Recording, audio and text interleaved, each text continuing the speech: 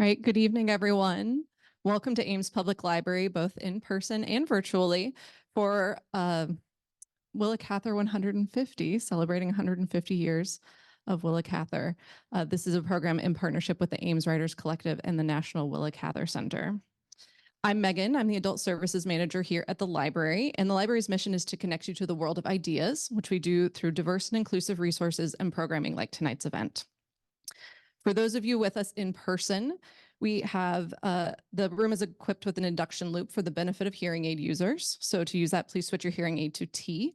And for those of you with us virtually, you will be muted during the presentation. So please submit questions that you might have via the chat function, and I'll be sure those questions get read out at the end of our presentation. If you get bumped out of the Zoom meeting, just follow that original link back. And live captioning is enabled. So if you would like to see captioning at home, please turn that on using the live transcript button. Today's session is being recorded and will be posted to the Ames Public Library YouTube channel after the event, and there will be time for questions at the end. If you're on Zoom, again, I will read your questions. If you're here in person, please find this microphone, which will be on this stand, and read your questions out using that. And with that, I will pass it off to Anna and Rachel. Good evening. So welcome to tonight's programming that's held in partnership, as Megan already said, with the National Willa Cather Center and the Ames Public Library. And I'd like to give a special thank you to Megan Klein-Hewitt, who you just heard, for all the help that she gave us to make this programming possible. So tonight's programming celebrates 150 years of Willa Cather. If she had lived that long, she would have celebrated her 150th birthday last December 7th. Is it okay? So I'm Anna McCracken, founder of the Ames Writers Collective, based here in Ames, Iowa, and I serve on the Willa Cather Foundation's Board of Governors and its Cather 150 Task Force Committee. Over the past year, the National Willa Cather Center has been hosting programs such as tonight all across the country. Our goal tonight is to reignite interest in Willa Cather, who is one of the most significant and treasured American writers of the 20th century. Cather crystallized the spirit of the American West with a singular voice in her body of poems, essays, short stories, and a critically acclaimed novels, One of Ours, O Pioneers, The Song of the Lark, and My Ántonia. Our guest tonight, Rachel Olson, who I will introduce in a minute, traveled from Red Cloud, Nebraska to share insights with us as to why Cather is still relevant in today's world. And Cather and I will read excerpts from Cather's work. It is our hope that what you hear tonight will inspire you to search out Cather's books, poems, and short stories, read or reread them again, and plan a trip to the National Willa Cather Center in Red Cloud, Nebraska. I get weepy sometimes, so you'll have to forgive me. But so driving back roads in Kansas and Nebraska 14 years ago is how I came to visit Red Cloud and how I came to sit here today with Rachel. If you haven't already signed our sign-in sheet, some of you might know that we already have your email address, but if you give it to us again, we'll put you into a raffle for 2 books. Death Comes to the Archbishop and Willa Cather's collection of short stories. And we'll have a raffle at the end for all of those whose numbers are in the bowl. Now to introduce Rachel. Rachel joined the Willa Cather Foundation as a tour guide in October 2017 and has since worked in a variety of educational roles before becoming the Director of Education and Engagement in 2022. A former college English teacher, she enjoys developing activities and content designed to preserve Cather's rich literary history. In addition to supervising a team of programming and visitor services staff, Rachel organizes the Teachers Institute and Author Series program, which some of you have told us that you've seen on Zoom, and we're so excited about that. And she oversees Opera House and seasons of events, plans conferences and seminars. Her job sounds like what I'm doing here in Ames. Oh my God, probably more. And fosters relationships and educators from area schools, colleges, and universities. She holds a master's degree in English from Kansas State University with a certificate in women's studies and was a full-time faculty member and writing center director at Oklahoma City Community College before moving to Red Cloud. And when she's not doing all that, she loves volunteering in her community. So a fun fact about Rachel, she competed in Paxico, Kansas in a meatloaf contest, and her team won honorable mention for her mother's meatloaf recipe, which she is willing to share with all of you. Let's welcome Rachel.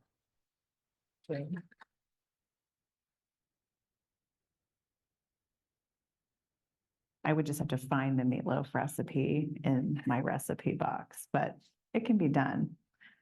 Good evening, everybody. Thank you so much for having me here tonight. Can everyone hear me okay? Thank you.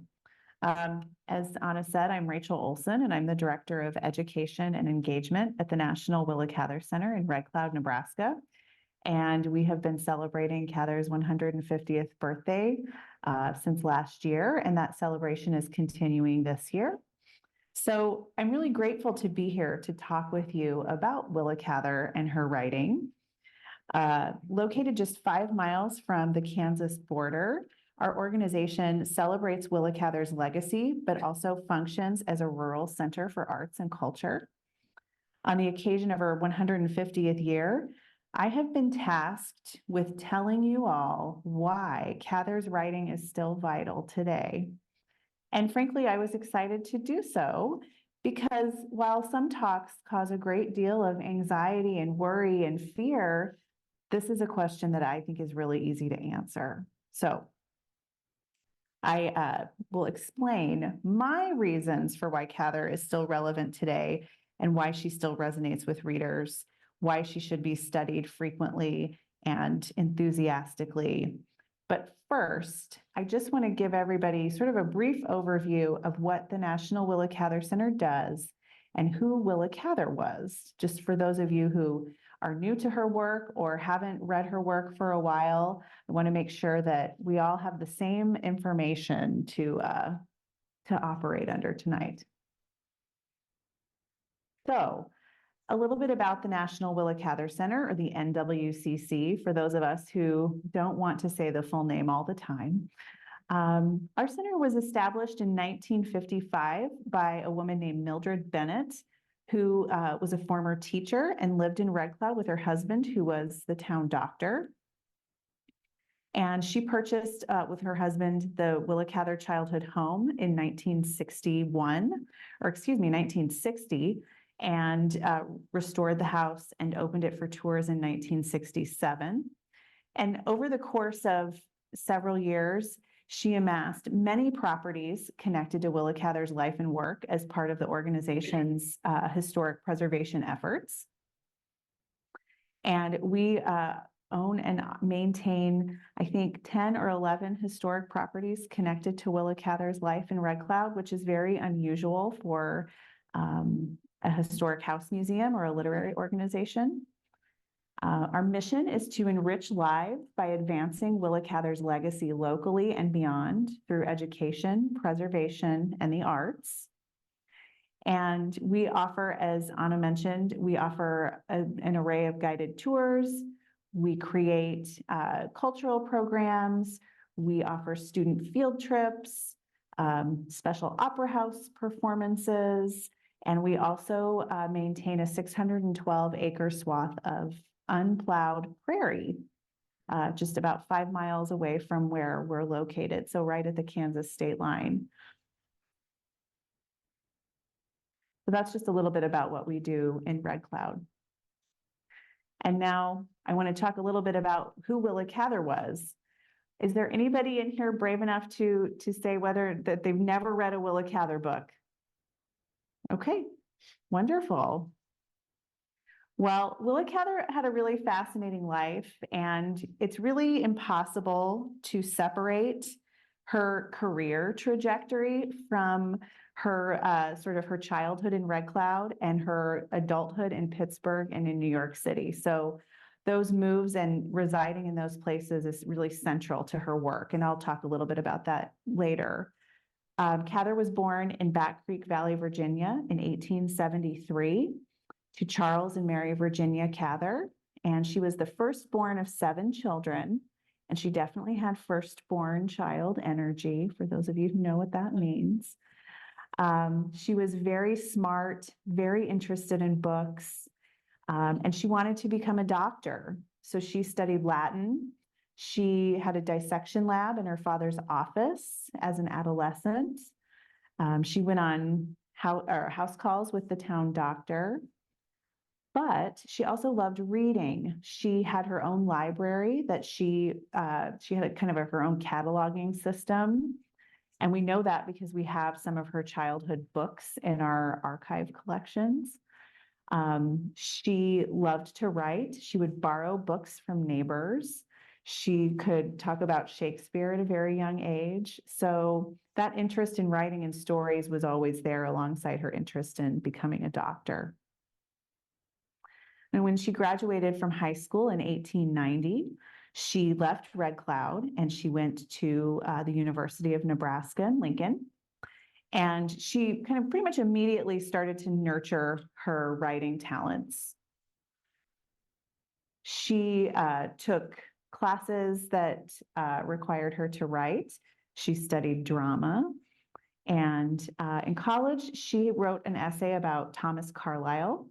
And her professor thought it was so good that he submitted it for publication without telling her. And it was accepted. And that sort of is one of the events in her kind of early adulthood that started to propel her towards writing as a career. She also began writing for a lot of publications as a college student. So as a college student, she was managing editor of the school's newspaper, the Hesperian. And she also wrote a column in the Lincoln Courier. And in 1893, she started writing theater reviews for the Nebraska State Journal. And that was a really sort of pivotal moment in her life. Her kind of introduction into the field of journalism started there. And that's really, her journalism career is what took her out of Nebraska to Pittsburgh and then later on New York City. So when she graduated in 1895, she went to Pittsburgh and she took a job for the Home Monthly. And then later in 1906, she became the managing editor for McClure's magazine, which was a really big deal in 1906 for a woman, especially a woman as young as Cather, to have that much sort of power and influence at a widely circulated publication. So if you've never heard of McClure's, if you think about Collier's or the Saturday Evening Post, those are kind of similar publications of the time period.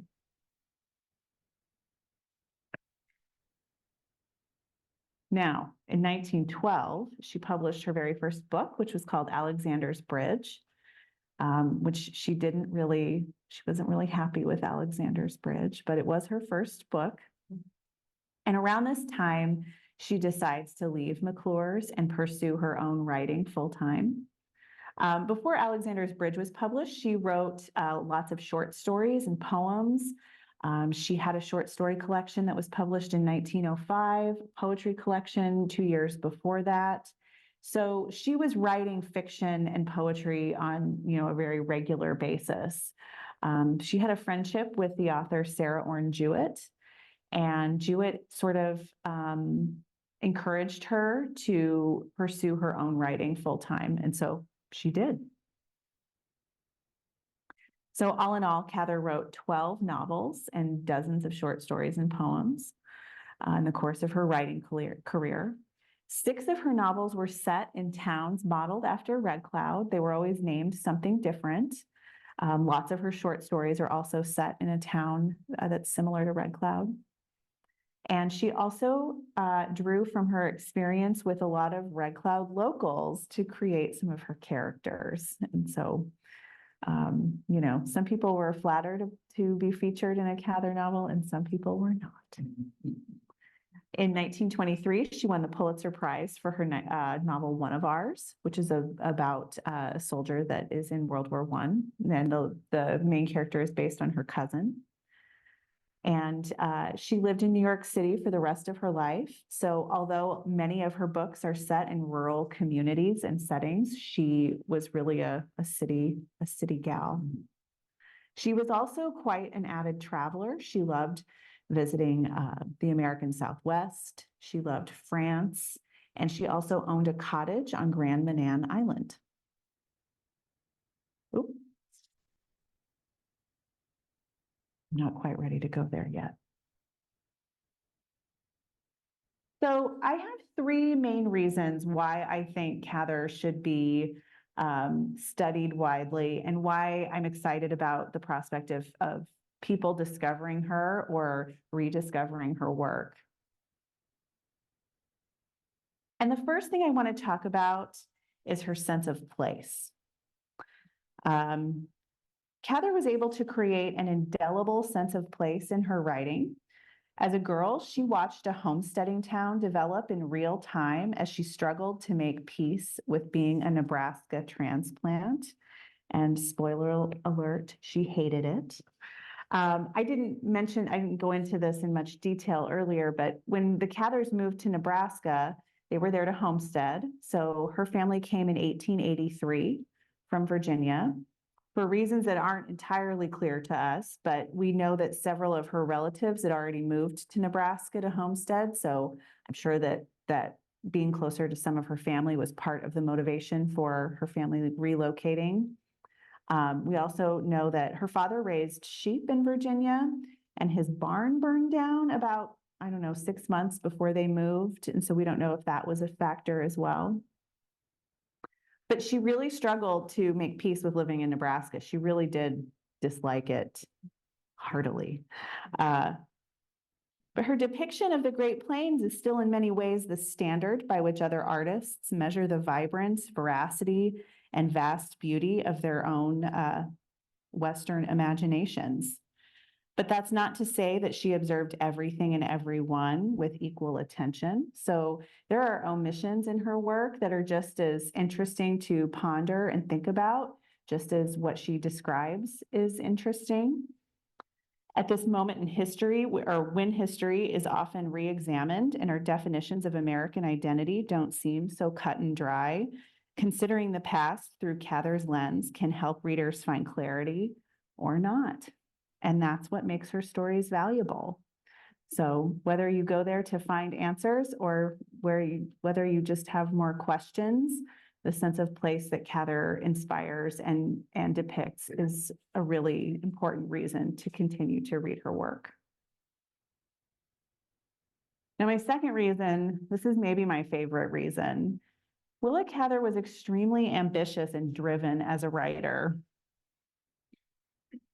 This is apparent in her childhood. As I mentioned, she was very invested in the idea of being a doctor.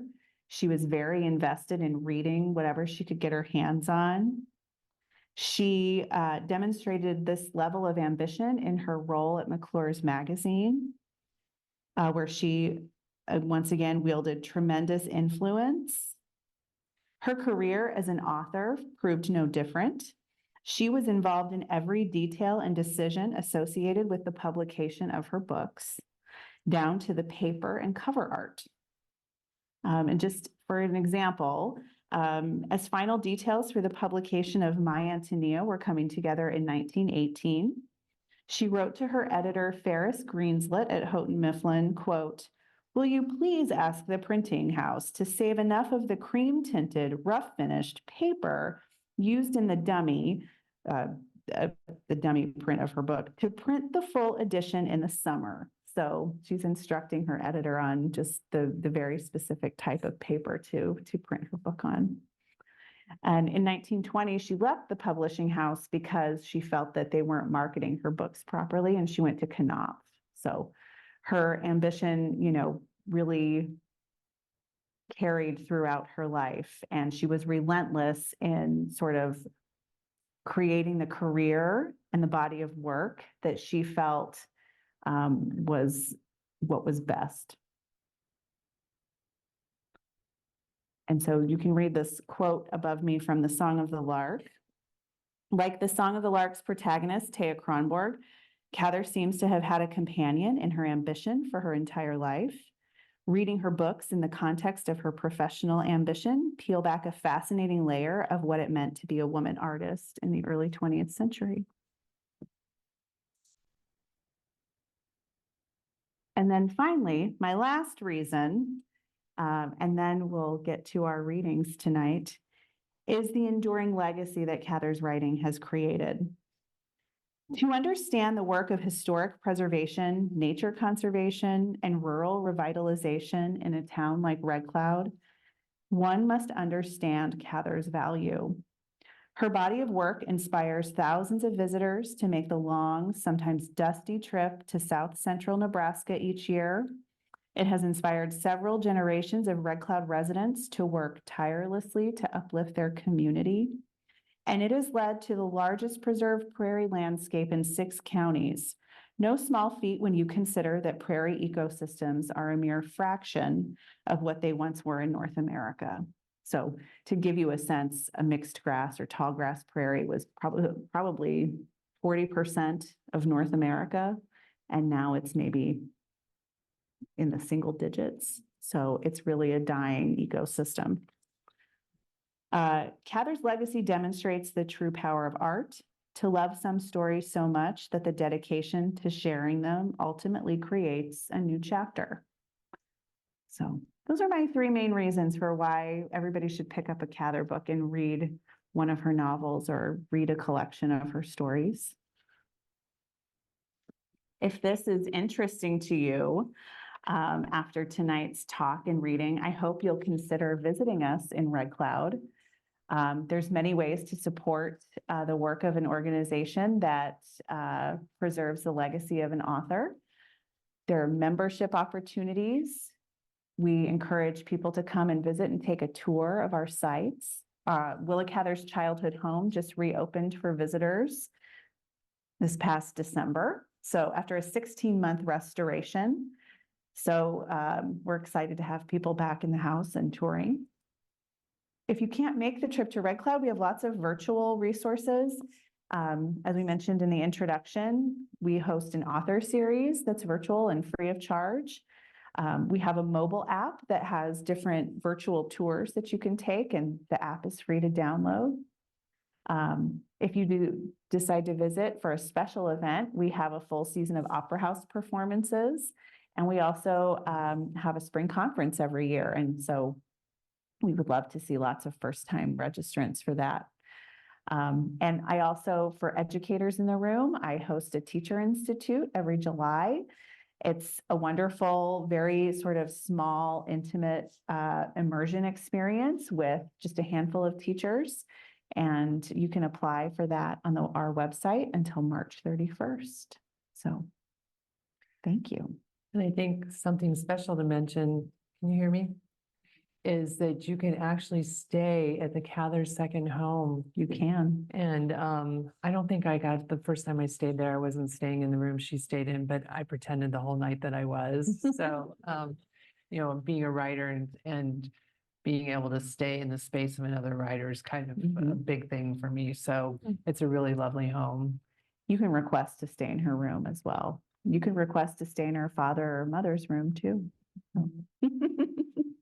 The bed and breakfast, and we also have another apartment that we list as a lodging property. Those are listed on Airbnb. So if you search Red Cloud lodging options on there, you can find it, or you can click to it on our website. And we also, Red Cloud is planning to have a new boutique hotel by the end of the year. So we're excited for that to open later this year. Should we start reading? Sure. Okay. Well, we've put together a selection of readings from Cather's work. So there were a couple of little snippets on the slides behind me, but we've got maybe some more extensive excerpts to share with you tonight. So if you want to think about this as sort of a tasting menu rather than a big main course of a meal, there are small dishes that are kind of drawing from the full range of Cather's work. So with this kind of short amount of time we have, we hope this gives you kind of a sense of her writing. So I think we agreed that I'm reader 1 and Anna's reader 2. So I will get us started. I do not remember crossing the Missouri River or anything about the long day's journey through Nebraska. Probably by that time, I had crossed so many rivers that I was dull to them. The only thing very noticeable about Nebraska was that it was still, all day long, Nebraska. If you can keep a secret, Carl leaned forward, smiling. I liked the old country better. This is all very splendid, but there was something about this country when it was wild old beast that has haunted me all these years. Now, when I come back to all this milk and honey, I feel like the old German song, "Where are you, my beloved country?" Do you ever feel like that? Yes, sometimes when I think about father and mother and those who are gone. Alexandra looked up at the stars. We can remember the graveyard when it was wild prairie, Carl. And now, And now the old story has begun to write itself over there, said Carl softly. Isn't it queer? There are only 2 or 3 human stories, and they go on repeating themselves as fiercely as if they had never happened before.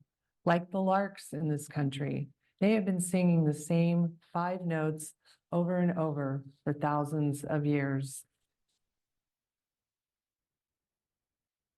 Hea kissed them goodbye. She won't come back, a little girl, Mrs. Kronborg said to her husband as they turned to go home. Anyhow, she's been a sweet one. While the Kronborg family were trooping homeward, Taya was sitting in the Pullman, her telescope in the seat beside her, her handbag tightly gripped in her fingers. Dr. Archie had gone into the smoker. He thought she might be a little tearful and that it would be kinder to leave her alone for a while. Her eyes did fill once when she saw the last of the sandhills and realized that she was going to leave them behind for a long while. But of course, it was herself and her own adventure that mattered to her. If youth did not matter so much to itself, it would never have the heart to go on. Taya was surprised that she did not feel a deeper sense of loss at leaving her old life behind her. It seemed, on the contrary, as she had looked out at the yellow desert speeding by, that she had left very little. Everything that was essential seemed to be right there in the car with her. She lacked nothing. She was all there, and something else was there too. In her heart, was it, or under her cheek? Anyhow, it was about her somewhere, that warm sureness, that sturdy little companion with whom she shared a secret. The light air about me told me that the world ended here. Only the ground and the sun and sky were left. And if one went a little farther, there would be only sun and sky, and one would float off into them like the tawny hawks which sailed over our heads, making slow shadows on the grass. This was the road over which Ántonia and I came on that night when we got off the train at Black Hawk and were bedded down in the straw, wondering children, being taken we knew not whither. I had only to close my eyes to hear the rumbling of the wagons in the dark and to be again overcome by that obliterating strangeness. The feelings of that night were so near that I could reach out and touch them with my hand. I had the sense of coming home to myself and of having found out what a little circle man's experience is. For Ántonia and for me, this had been the road of destiny, had taken us to those early accidents of fortune which predetermined for us all that we can ever be. Now I understood that the same road was to bring us together again. Whatever we had missed, we possessed together the precious, the incommunicable past. Even in my sleep, I know when I have crossed the river. The wheels turn as if they were glad to go. They run like running water, like youth running away. They spin bright along the bright rails, singing and humming, singing and humming. They run remembering, they run rejoicing, as if they, too, were going home.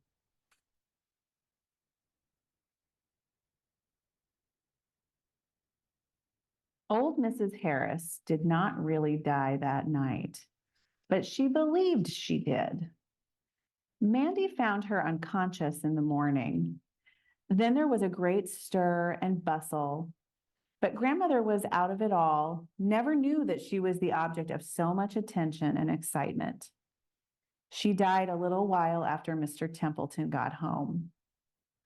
Thus, Mrs. Harris slipped out of the Templeton story, but Victoria and Vicky had still to go on, to follow the long road that leads through things unguessed at and unforeseeable. When they are old, they will come closer and closer to Grandma Harris. They will think a great deal about her and remember things they never noticed, and their lot will be more or less like hers. They will regret that they heeded her so little, but they too will look into the eager, unseeing eyes of young people and feel themselves alone. They will say to themselves, I was heartless because I was young and strong and wanted things so much, but now I know. One by one, the heroes of that war, the men of dazzling soldiership, leave prematurely the world they have come back to. One by one, they quietly die by their own hand. When Claude's mother hears of these things, she shudders and presses her hand tight over her breast as if she had him there. She feels as if God had saved him from some horrible suffering. Mahaley sometimes addresses Miss Wheeler as Mudder. Now, Mudder, you go upstairs and lay down and rest yourself. Mrs. Wheeler knows that when she is thinking of Claude, knows that then she is speaking and thinking of Claude. As they are working at the table or bending over the oven, something reminds her of him, and they think of him together, like one person. Mahaley will pat her back and say, never you mind, Mudder. You'll see your boy up yonder. Mrs. Wheeler always feels that God is near, but Mahaley is not troubled by any knowledge of interstellar spaces, and for her, he is nearer still, directly overhead, not so very far, above the kitchen stove.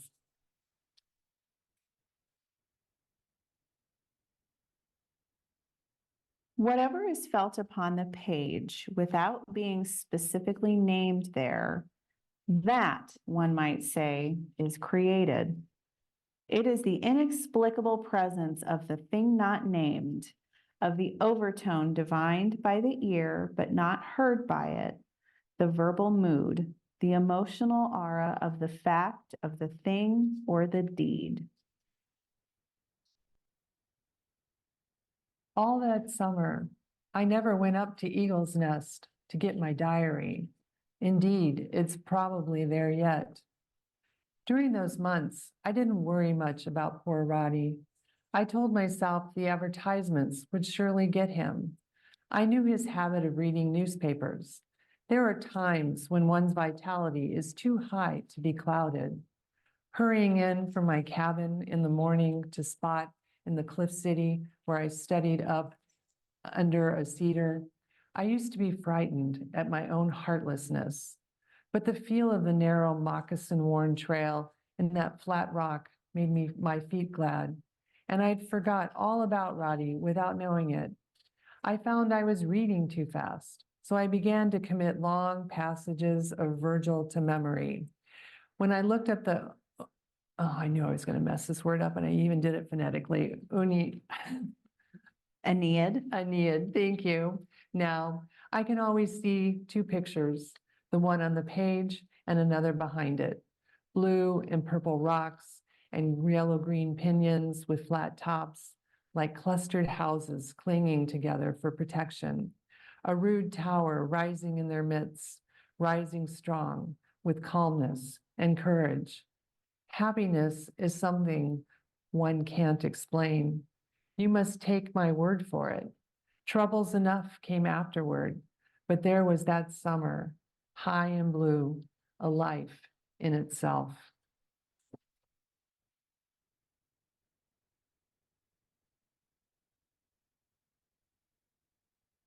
In little towns, lives roll along so close to one another. Loves and hates beat about, their wings almost touching. On the sidewalks along which everybody comes and goes, you must at some time pass within a few inches of the man who cheated and betrayed you, or the woman you desire more than anything else in the world. You say good morning and go on. It is a close shave. Out in the world, the escapes are not so narrow.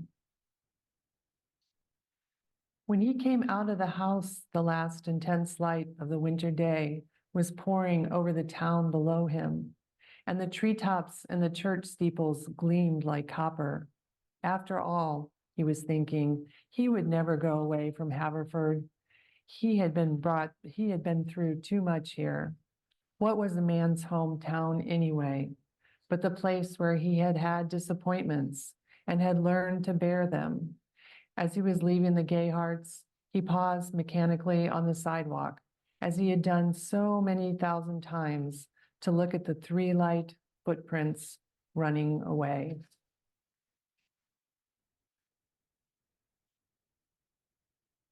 When I stop at one of the graveyards in my own county and see on the headstones the names of fine old men I used to know, Eric Erickson, born Bergen, Norway, died Nebraska. Anton Puchelik, born Prague, Bohemia, died Nebraska.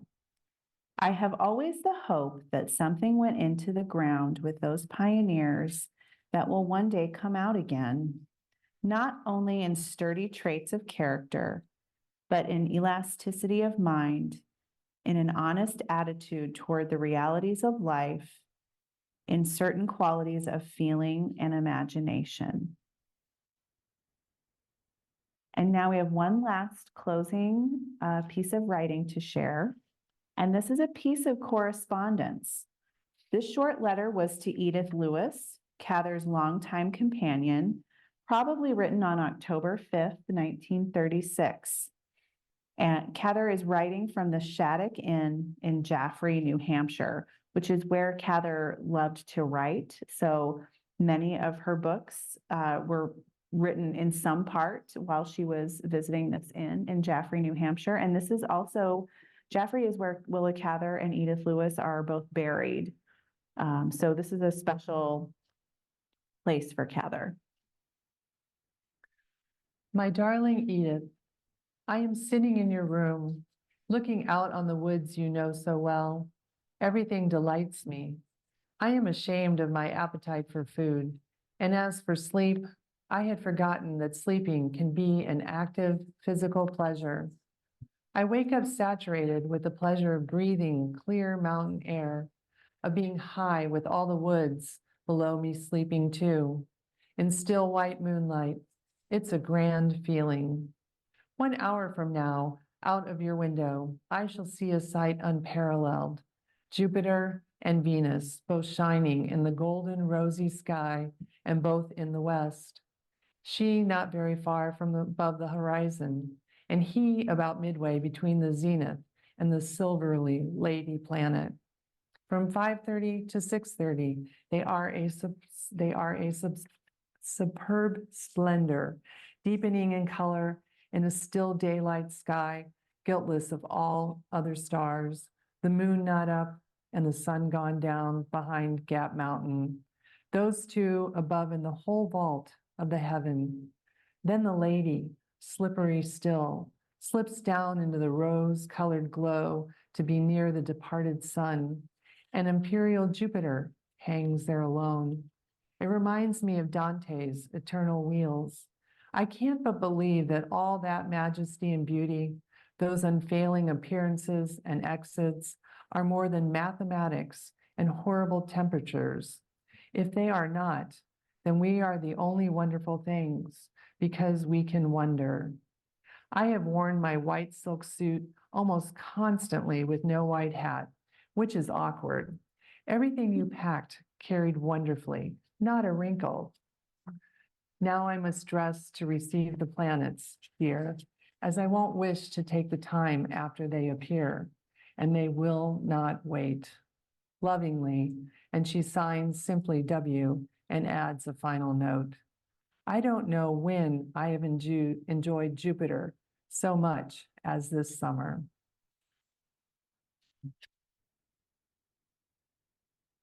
Thank you for listening to our readings.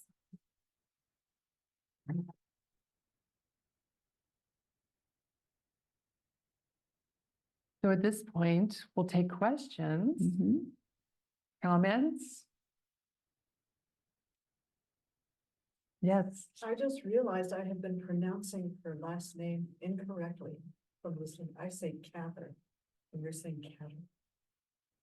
Oh, no, you're saying it right. It's Cather. Let's repeat the comments. Oh, so Willa Cather had, I think it's in a letter or maybe it's in an interview. She said that her name should be pronounced like the word lather That's, with a C. So but I'm hearing Cather. No, I've got you're correct, though. You're saying it the right way.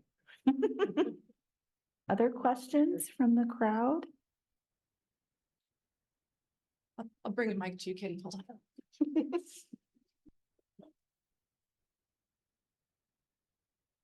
This is for either or both of you. What is the first book of Willa Cather's that you read and at what age? And if you remember, what impressed you about it? Oh, no. This is not the first time that I have been asked this question, and I really should just come up with a dishonest answer so I don't have to say the real answer. But I'll tell you the real answer. So I did not read a Willa Cather novel until I was a senior in college. And it was my last literature class. And it was taught by sort of a very kooky professor who just sort of did whatever she wanted and created, course reading lists that defied logic sometimes. So she assigned Sapphira and the Slave Girl, and it did sort of make sense with some of the other books in that semester, but Sapphira and the Slave Girl is Willa Cather's last novel. It's not set in Nebraska.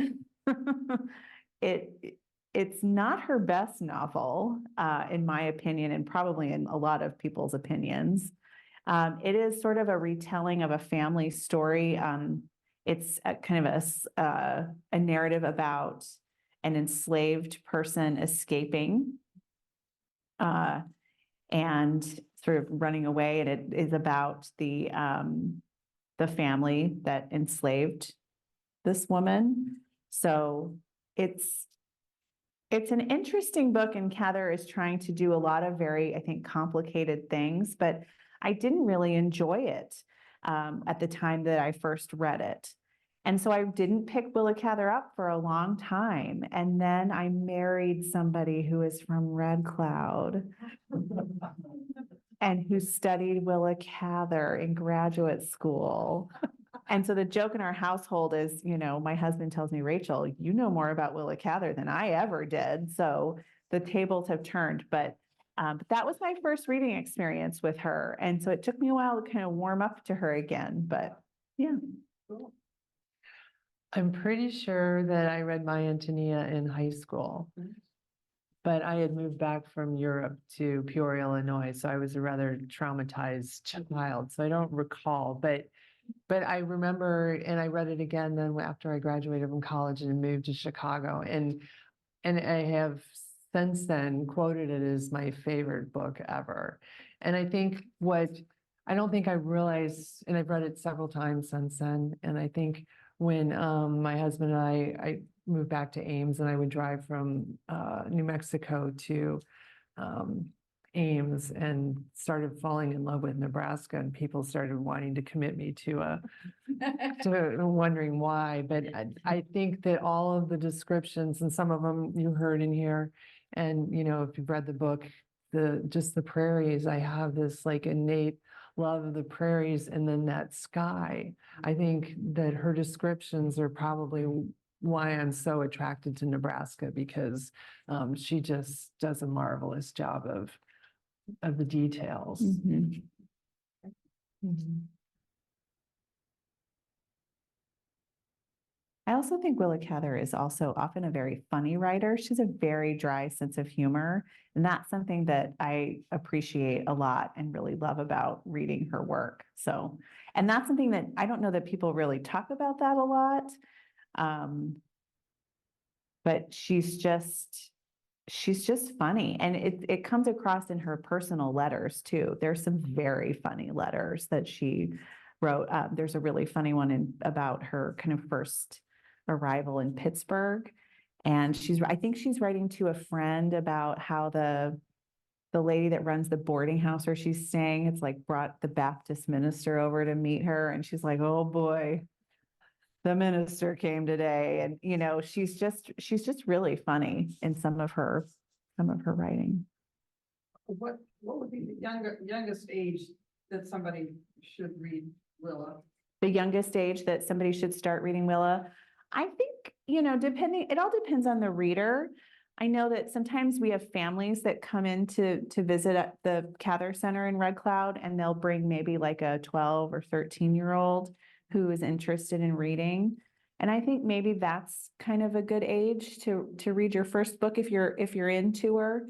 And I always recommend O Pioneers because it's an early book. It's not too long, and it's got there's a lot going on. It kind of, I think it moves really quickly and is more fast paced than like My Ántonia, I think takes a while to kind of really settle in. And I don't know that a young reader has the attention span all the time to do that.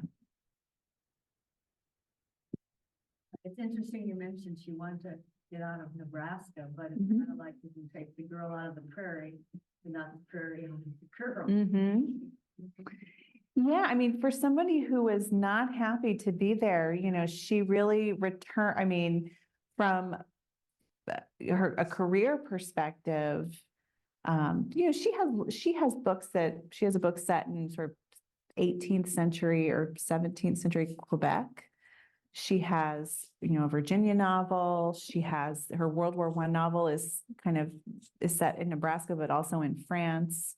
New Mexico. So she gets around in the settings of her books, but I would say,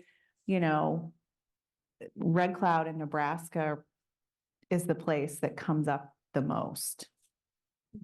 So maybe she just had to sort of to leave and have some perspective before she could write about it. Are there other questions? Yeah, I Yeah. think this is more of a comment. Mhm. Along with, when did you first read?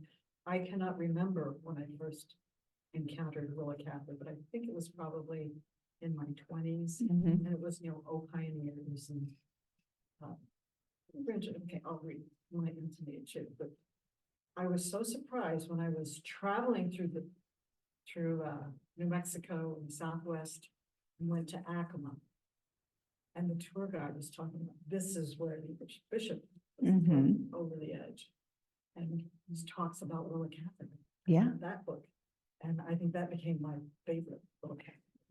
Death Comes for the Archbishop inspires a lot of love and affection in its readers. There are a lot of I like Death Comes for the Archbishop. It's not my favorite Cather novel, but I think that the way that it's organized, I think appeals to people with kind of those sort of like vignettes almost, those sections that just kind of keep moving. I think that the setting is really appealing to people. But yeah, I believe it was her most lucrative book, at least in her lifetime. So it was popular when she first published it too. So you have good taste. So were her early books well received times when she was? Oh. Or did she become popular later? Repeat the question. So you're asking how her books were received early on, and Yeah. She was discovered later by I think that her short stories had some acclaim, and then she had some short stories that weren't always well received. As far as her novels, I should have read some reviews. My Ántonia was very acclaimed, and I think O Pioneers and the Song of the Lark were well received, but she didn't kind of achieve that kind of leap in notoriety until My Ántonia was published. And then after that, her profile and kind of her level of, I don't know, fame as an author grew. But, you know, A Lost Lady is a book that was very, I think, well received by critics when it was published in 1923. And that's one that I find not a lot of people have read that one. It was the first novel published after she won the Pulitzer. Her novel, Lucy Gayheart, I think had some critics didn't appreciate it. I think in part because it was written kind of right in the middle of the Great Depression, and it's not a book about the Great Depression. It's kind of an escapist novel. It's very sad. It's very tragic, but I think she was trying to do something, and critics were expecting something more directly about the kind of crisis that the country was in at the time. And One of Ours, her novel that did win the Pulitzer, had some reviews were not as favorable as others. And when it won the Pulitzer, I think it was, oh gosh, when it was awarded the Pulitzer, I think the judges announced it by saying something like, One of Ours is recommended without enthusiasm. So I mean, some people take that to mean that she really should have won the Pulitzer for My Ántonia, which was the novel she had published before that. But the Pulitzer had only been awarded, I think, like once when My Ántonia was published. And so I don't know if they were I don't know, you could have an argument about, did she win for One of Ours because she didn't get it for My Ántonia? But One of Ours has since been kind of reappraised by critics and scholars. And I think it's doing a lot of really interesting things. And some people see it as more satirical now than maybe they would have when it was initially reviewed. But yeah, there's kind of, you know, she has peaks and valleys, just like any author. But I think that, I think My Ántonia and A Lost Lady and Death Comes for the Archbishop, and I think O Pioneers are kind of widely regarded as great books, kind of uniformly. Can you tell what her favorite was? Oh, I don't know. What her favorite book was, is what you're asking? Do you know what her favorite of her books No. was? I thought you mentioned it this morning, but Well, no, she did that not was- like Alexander's Bridge. She Right, wasn't happy okay. with that, her first book. I think, this morning Rachel presented on Cather and drama and opera, how music plays a big part in a lot of her books, but she was also a critic in Nebraska before she got to Pittsburgh. And she was hard on people. She was. So I'm wondering if she was hard on people and people were hard on her books, how did she take that? I mean, I don't think great. So she was good at dishing it out. Yeah, I mean, she really cared. She was really invested in her career, and she, you know, wanted to be well reviewed. She wanted to be successful. She really was very driven as far as that went. So I don't think she took it very well. But yeah, I don't know what her favorite would have been.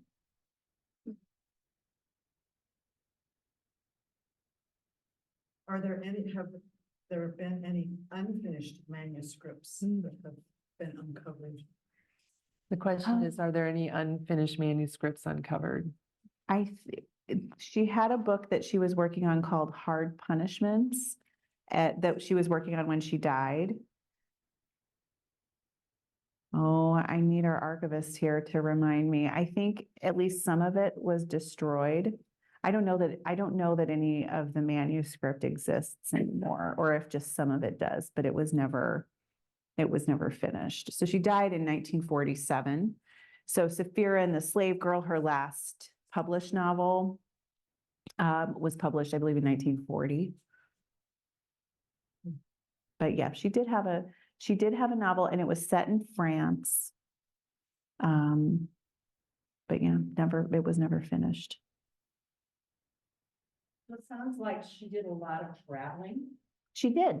and I wonder about, she was the oldest of several children, She was the oldest of 7. 7. How did the relationship with her family occur? And did she travel with her family at all? Was there a good relationship extending into? She was close with her family. I think she was closer to her brothers perhaps than her sisters. Especially, so she was firstborn, and then there were 2 brothers that were born after her, Roscoe and Douglas, and she was very close to both of those brothers. In fact, Roscoe died 2 years before Willa did, and that was a really devastating, particularly devastating loss. She really valued his opinion about her writing, and I think that was one of the reasons why it was so painful. She visited her parents in Red Cloud. I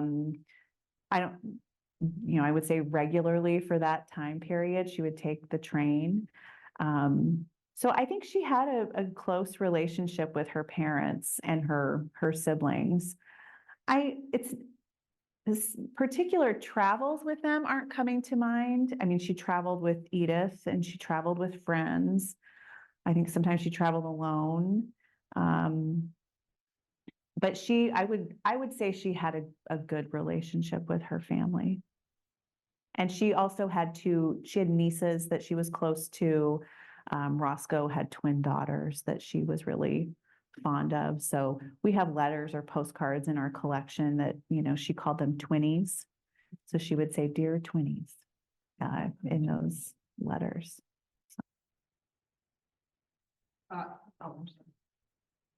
What did she think of people in the East? And what did they think of her?